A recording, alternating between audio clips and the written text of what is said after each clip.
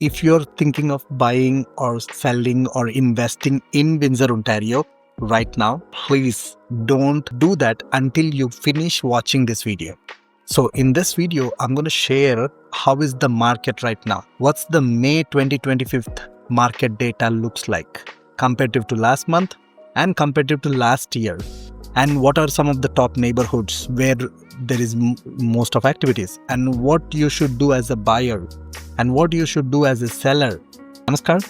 Welcome back to my channel. This is Aditya Soma. I'm a real estate investor and real estate agent and broker owner of SaveMax Vincity here in Windsor, Ontario. So I strongly believe in real estate is something that helps or helped a lot of people to build, generational wealth.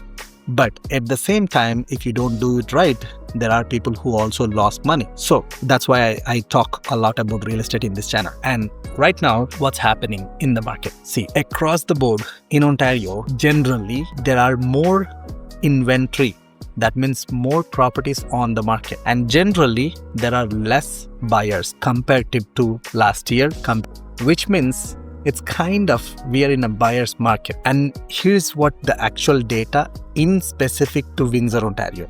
So in Windsor, comparative to last year, we have 15.72 precisely % more inventory than last year. That means there are more sellers coming into the market, and the number of sales are actually down by 8.07%, which means less buyers. See, that's the data that those two metrics tells there's less demand and more supply. But here is the interesting part. The average home price of Windsor right now, we are around 570,000. And interestingly, the price haven't changed comparative to last year. There is like 0.01%, 2% difference. And also average number of days selling on the market. Last year was 19 days and this year also still 20 days. So that means it's still kind of, balanced market in my opinion. But yes, there are some neighborhoods where you can get killer deal. There are some type of properties where you can get, if you're a buyer, where you can get killer deals. If you're in a certain type of neighborhoods, you have a high chance of selling faster versus if you're in a certain neighborhood. What are some of those neighborhoods? So first one, a hot list in Windsor right now is East Windsor. If you have a property in East Windsor and if you're thinking of selling, so definitely selling would be easier in this neighborhood. And the next one is Walkerville area. And there is a Forest Gate, South Windsor and LaSalle. These are the neighborhoods that are in pretty demand, especially downtown and West Windsor. These are the two neighborhoods right now where there is a way more inventory than the number of sales, because those areas are specifically investment focused. So now let's look at from a perspective. If you are a buyer, let's say if you're a first time home buyer, number one thing, remember this. Comparative to last year, the price haven't changed. But comparative to the peak market, the price have dropped more than 25%. The average home price in 2022 was 725,000. Now it's 570,000. So there is a difference. And of course, we all know there is uncertainty in the market and we don't know where it's going. It could go up, it could go down. But if you're a buyer and if you're looking for those specific type of deals like, hey, I'm a first time home buyer, I want something really nice, then you would expect still there is some bidding war happening still, especially if you're going into these top 5 neighborhoods. But if you're an investor buyer, if you're looking to buy an investment property, it's actually more great news. The price already dropped because there is a lot of inventory.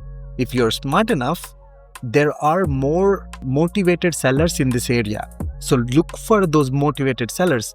See, as an investor, it's always good to buy a discounted price property. So if, comparative to the last 2 years, you're already getting 25% less than the peak market. But this is the areas where investment properties are heavy because there is more inventory. Out of 10, I'm seeing 1 or 2 at least, there are motivated sellers. So when there are motivated sellers, you can get probably even 10% less than the current market value. So let's say if the current market value for a property is 400,000, hey, if you're an investor, if you're getting that for 350, you're already reduced the property price by another 15%. So even if the market goes down by another 10%, you're still on the safe side.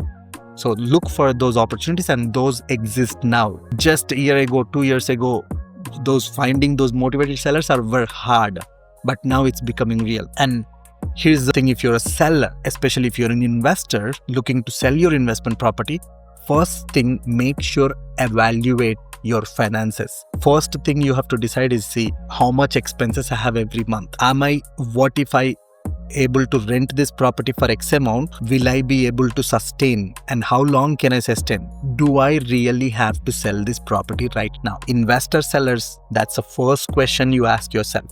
Don't get to out of panic, out of this news. Don't just blindly jump in and put the property for sale, because there is less buyers in that sector. So that's number one.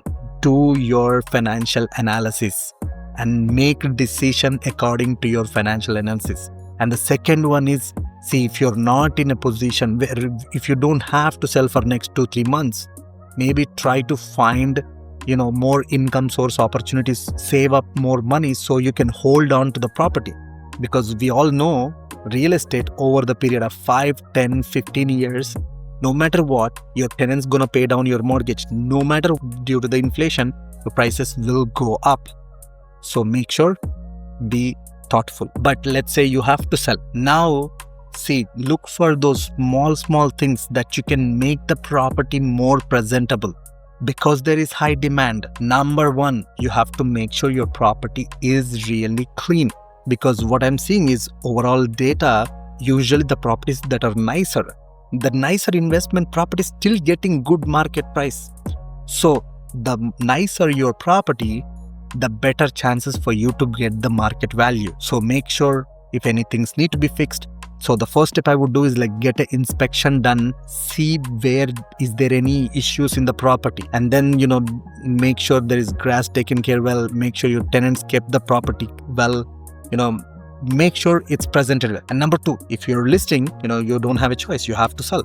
Then make sure price it right, because you're already decided to come into the market, and get a clear market value analysis from your realtor. Or if you're a realtor, or if you have a realtor friend, get a value analysis thorough done. If you don't believe in realtor, then get an appraiser, pay to the appraiser and get a value. And now don't price too high. If the market value, let's say 400,000, and you're listing for 420, 430 or 450, there are high chances your property is going to sit on the market for a very long time. Rather, you got to strategically price it. So this is where, again, having a good realtor friend or realtor partner will help you. Or, if you're a good data analytical person, you have to look at all the sales in that area, how many active listings in that area, how many properties sold, number of active listings versus 30-day sales. How is the ratio? How is the average over asking or under asking? You have to compare all those things and decide a price, and the price should be strategic. And the third thing is, make sure you hire a right realtor, because in this market now the real talents will come out. You have to do a lot of marketing. Do they have an email database? Do they send out best deal of the weeks or deal of the day? Do they post across all the stories? Do they do Instagram reels? Do they have a team who can do multiple content out? Do they have a team to reach out to multiple buyers for the same property? So you want to look into all those things and hire them. And the last one, if you're a seller who are looking to sell in a good neighborhoods, see, remember, again, data matters. Everything what I just said before for investment property, same thing applies. Only thing is, see, if you're in a good neighborhood and if you have to sell, again, in the good neighborhoods also, clean properties selling faster. So make sure you do the proper analysis. Okay, that's pretty much I have for you guys today. And if you have any more things that you want to learn about Windsor or any real estate tips, let me know in the comments below, and let me know how this video is for you. And I will try to post organic videos like this without any edit, just a blind shoot one shot and go onto the market. So I would love to get your feedback on this type of videos. Until then, peace, Wind City.